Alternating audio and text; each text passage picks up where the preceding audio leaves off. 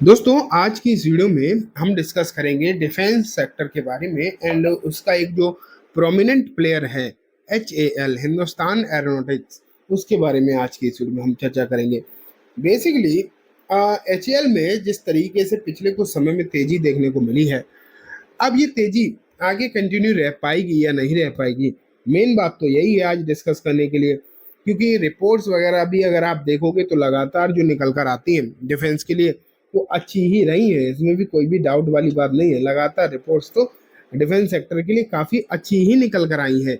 लेकिन क्या डिफेंस में इतनी पॉजिटिविटी आगे हो पाएगी या नहीं हो पाएगी, अपने आप में अभी भी एक बड़ा सवाल कहीं ना कहीं बना हुआ है। और वैल्यूशन भी एक बड़ा पॉइंट यहाँ पर निकल कर आता है कि वैल्यूशन का क्या हालचाल है, उसके बारे में भी जो है हम आज हम देखेंगे। तो मैं स्टार्ट करता हूँ, लेकिन दोस्तों उससे पहले बोलना चाहूँगा कि अगर अभी तक आपने इस चैनल को सब्सक्राइब नहीं किया है तो ज़रूर कर लें, क्योंकि हम लगातार आपके लिए इस तरीके की वीडियोज़ यहाँ पर लेकर आते रहेंगे। तो आज क्या हुआ HAL में, सबसे पहले ये देख लो। 5,054 रुपये के आसपास इसमें जो है आपको क्लोजिंग नज़र आई है। वहीं अगर हम उतार चढ़ाव अगर अब इसमें देखोगे आप, तो लगभग आधे परसेंट की ही तेजी देखने को मिली है। हालांकि आज मार्केट बहुत अच्छा खासा तेज था, लेकिन यहाँ अगर हम देखें निचले स्तर से जो तेजी निकल कर आई वो लगभग 1% के आसपास है। ठीक है, पिछले दिनों में क्या हुआ है, एक महीने में ओवरऑल रिटर्न आपको नेगेटिव दिखाई देंगे, 6 महीने के रिटर्न सिर्फ 8% के। लेकिन मार्च में जो लो बना 3,088 रुपये के आसपास का, वहाँ देखो वहाँ से 65% के आसपास की तेजी इस काउंटर में आपको नजर आ गई। और बहुत ज्यादा समय भी नहीं हुआ, सिर्फ 2-2.5% के ही, मतलब सॉरी 2-2.5 महीने का ही समय यहाँ पर जो है नजर आया। एंड इन 2-2.5 महीने के अंदर अंदर आपको इस तरीके की चीजें देखने को मिल गई। लेकिन बात आती है कि अभी तक जो हुआ वो अपनी जगह ठीक है, जो चाहे आप उसे अच्छा मानो या जैसे जैसे ही मानो, अच्छा तो है ही क्या। लेकिन क्या आगे अभी और तेजी बाकी है, या फिर जो होना था वो हो चुका है, ये अपने आप में एक बड़ा सवाल बनकर आता है। तो देखो मैं रिपोर्ट्स पर तो अभी आपको एक आध दिखाऊंगा ही, लेकिन उससे पहले मैं डेटा दिखाऊंगा। एंड वो डेटा आप यहाँ पर देखोगे, स्क्रीनर पर ले जाकर मैं दिखाता हूँ। सबसे पहले अगर हम ROC ही देखें इसका, तो आपको 33 से 34 के आसपास दिखाई देता है इन टर्म्स ऑफ परसेंटेज। वहीं अगर हम इसे ROE देखने की अगर मैं कोशिश करूं, तो ये तो ROCE दिखाई दे रहा है। एंड वन सेकेंड, इसमें तो ROE दिखाई भी नहीं दे रहा, खैर कोई बात नहीं। इसका ROE एंड ROCE, ये है ROE सॉरी, इसके बगल में ही है 26%। तो दोनों ही नंबर्स जो है बहुत अच्छे दिखाई दे रहे हैं, बहुत ही हेल्दी नंबर दिखाई दे रहे हैं। एंड वहीं अगर हम वैल्यूशन देखें, तो वैल्यूशन अगर आप देखोगे तो 40 के आसपास की दिखाई दे रही है। हाँ, ये टाइम्स में होती है तो 40 टाइम्स आपको यहाँ पर देखने को मिल रही है। तो वैल्यूशन महंगी है नो डाउट, लेकिन ना अगर आपने देखा होगा जो प्रीमियम शेयर होते हैं, तो वो 40 के पी मल्टीपल पर ऐसा नहीं है कि ट्रेड कर नहीं सकते या इतना महंगा हो गया कि इससे आगे बढ़ नहीं सकते। तो ऐसी कोई चीज़ें जो है देखने को नहीं मिलती हैं। एंड 40 की पी मल्टीपल आप थोड़ा सा महंगा ज़रूर कह सकते हो, लेकिन अनएक्सपेक्टेडली आप ये नहीं कह सकते कि बहुत ओवर महंगा हो चुका है और अब यहाँ से ये ऊपर जाएगा नहीं। ऐसी कोई सिचुएशन जो है आप जो है नहीं कहकर चल सकते। इसलिए जो चीज़ें अभी तक आपको यहाँ पर देखने को मिल रही हैं वो मुझे लग रहा है कि ठीक है, एज सच कोई बहुत बड़ी दिक्कत वाली बात नहीं है। इन टर्म्स ऑफ वैल्यूशन अगर हम देखें तो एज सच कोई बहुत ज़्यादा समस्या वाली बात भी नहीं है। हाँ, ये ज़रूर है कि थोड़ा सा महंगा है। अब अगर यहाँ से इसने कुछ अच्छा नहीं करके दिखाया फंडामेंटली, तो हो सकता है तेजी देखने को ना मिल पाए। लेकिन अगर यहाँ से फंडामेंटल अच्छे रहे, खबरें अच्छी आती रही, तो अभी भी जो तेजी है यहाँ पर देखने को मिलेगी, इसमें भी कोई डाउट नहीं है। ठीक है, अब मैं आपको थोड़ा सा शेयरिंग पैटर्न भी दिखाऊंगा, क्योंकि अभी जो चीज़ें देखने को मिली हैं, जिस तरीके की सिचुएशन वो क्या रही है वो भी हमें देखना पड़ेगा।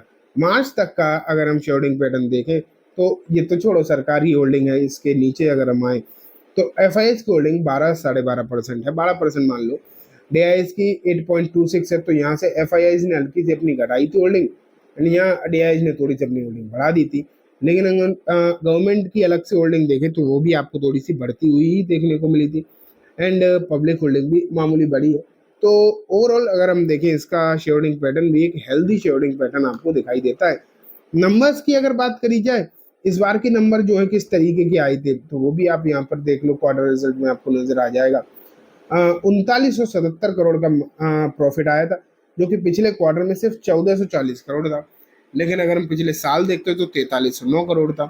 तो पिछले साल के हिसाब से ये नंबर तो नो डाउट बहुत अच्छे देखने को मिले थे। ठीक है, बहुत अच्छे ओ सॉरी, पिछले क्वार्टर के हिसाब से, लेकिन पिछले साल के हिसाब से नंबर थोड़े से कम होते हुए कहीं ना कहीं नजर आए थे। तो ये सिचुएशन है। तो नंबर भी ठीक है, प्रोफाइल भी हेल्दी है। अब बात अगर हम ऑर्डर बुक की कर लें, तो ऑर्डर बुक तो आपको इसकी और इस जैसी एक दो कंपनीज और हैं डिफेंस में ही, उनकी ऐसी ऑर्डर बुक दिखाई देगी जिन पे आप कह के चलो कि कोई कंपेयर नहीं कर सकते, जिनसे कोई कंपैरिजन हो नहीं सकता। क्योंकि ऑपरेशन सिंदूर हुआ उसके बाद आपने यही तो देखा है कि जितनी भी डिफेंस की कंपनीज रही हैं उन्हें तो बहुत अच्छे खासे ऑर्डर्स लगातार मिले ही हैं। एंड अभी भी जो उम्मीदें हैं, ऑर्डर्स के हिसाब से भी उम्मीदें जो हैं वो आपको ऐसी ही दिखाई दे रही हैं कि यहाँ पर और आपको जो है बढ़िया सिचुएशन, या इन टर्म्स ऑफ ऑर्डर अगर हम देखें तो और अच्छी ऑर्डर वगैरह जो है मिलते हुए देखने को मिलेंगे। तो ये सिचुएशन आपको जो है देखने को मिल रही है। ठीक है, तो बाकी की चीज़ें में कोई दिक्कत नहीं है। अभी एक रिपोर्ट भी पब्लिश हुई है, HL versus BEL, one defense stock that is must have in your portfolio. Let's see which stocks they are talking about. तो देखो यहाँ तो लॉग इन के लिए बोल रहा है, लेकिन छोड़ो, मैंने ये रिपोर्ट खुद पढ़ रखी है तो मैं आपको बता देता हूँ।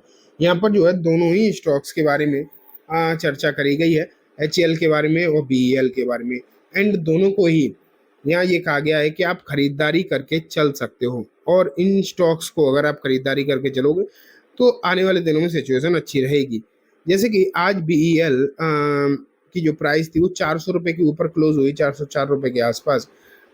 तो यहाँ ये कहा जा रहा है कि BEL में अभी लगभग 16-17% का पोटेंशियल और बाकी है फिलहाल रीसेंट टर्म्स की अगर हम बात करें। एंड वहीं अगर हम HL की बात करें तो अभी भी लगभग 18 से 20% का पोटेंशियल बाकी दिखाई दे रहा है। तो ओवरऑल इन दोनों ही काउंटर्स के लिए जो उम्मीदों की बात करी जा रही है, जो टारगेट निकल कर आ रहे हैं वो काफ़ी बेहतरीन निकल कर आ रहे हैं। काफ़ी बेहतरीन टारगेट के लिए यहाँ पर जो है चर्चा होती हुई देखने को मिल रही है। इसलिए कहीं ना कहीं आपको ध्यान रखकर चलना चाहिए। एंड मुझे लगता है कि मुझे देखो पर्टिकुलरली भी लगता है कि डिफेंस भले ही थोड़े से महंगे हो गए हैं लेकिन अभी भी चलेंगे, और डिफेंस में इतने भी महंगे नहीं हुए। 40 का P/E HL के लिए कोई इतना भी ज़्यादा नहीं है कि इससे ऊपर नहीं जा सकता। अगर मैं इसे कंपेयर करूं बाकी की और कंपनीज के साथ, तो देखो वैसे तो कंपैरिजन का कोई सेंस नहीं बनता, लेकिन अगर फिर भी कर लो तो भी सबसे सस्ती है। Bharat Electronics, Bharat Dynamics, Garden Reach, Gentech, Data Pattern, Astro Microwave सबसे सस्ती है, देख पा रहे हो। लेकिन फिर भी मैं कहूँगा कंपैरिजन बनता नहीं, क्योंकि ये कंपनी सबसे अलग है, एयरक्राफ्ट मैन्युफैक्चरिंग कंपनी, और इससे बढ़िया ज़्यादा प्रोजेक्ट किसी को मिलेंगे नहीं। तो फिर भी उम्मीदें यहाँ पर बहुत सारी हैं। चार्ट में आपको दिखा नहीं सकता due to some restrictions, otherwise मैं चार्ट पर भी दिखाता हूँ, वहाँ भी मजबूती है। ठीक है, तो चलो आज की सुन दोस्तों इतना ही। वीडियो पसंद आई हो तो लाइक करना, चैनल को भी जरूर सब्सक्राइब करना, जाते जाते बेल आइकन दबाना, जिससे कि जब भी मैं कोई नई वीडियो डालूँ आपके पास नोटिफिकेशन आ जाए। एंड दोस्तों, वीडियो सिर्फ और सिर्फ एजुकेशन इन्फॉर्मेशन पर्पज से है, इसे किसी भी तरीके की बाइंग सेलिंग के रिकमेंडेशन के तौर पर बिल्कुल ना देखें। Thank you.